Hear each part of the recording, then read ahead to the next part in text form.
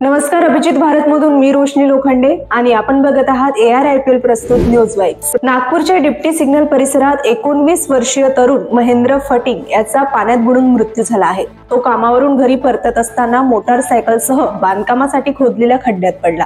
या घटनेनंतर परिसरात नागरिकांची मोठी गर्दी जमली होती आणि त्यांच्याकडून संतापही व्यक्त करण्यात आला। मृतक हा माजी नगरसेविका सरिता कावरे यांचा भाचा असल्याची माहिती मिळाली आहे।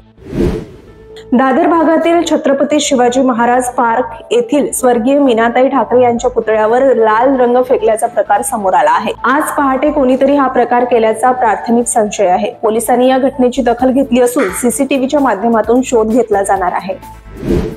केरळमध्ये मेंदू खाणाऱ्या अमिबा संसर्गाने भीषण स्वरूप घेतले आहे।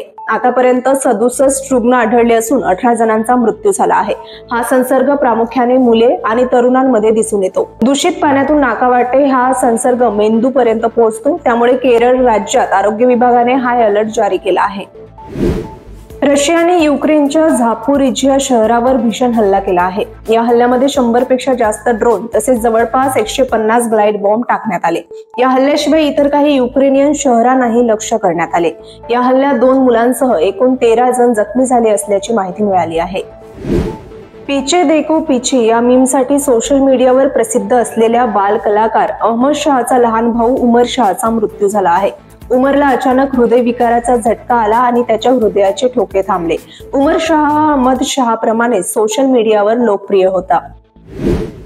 BCCIने अलीकडेच ऑनलाईन गेमिंग विधेयकामुळे ड्रीम 11 सोबतचा करार रद्द केल्याचे जाहीर केले होते। त्यानंतर आशिया कपमध्ये टीम इंडिया कोणत्याही प्रायोजकाच्या लोगोशिवाय जर्सी घालून सामने खेळताना दिसली।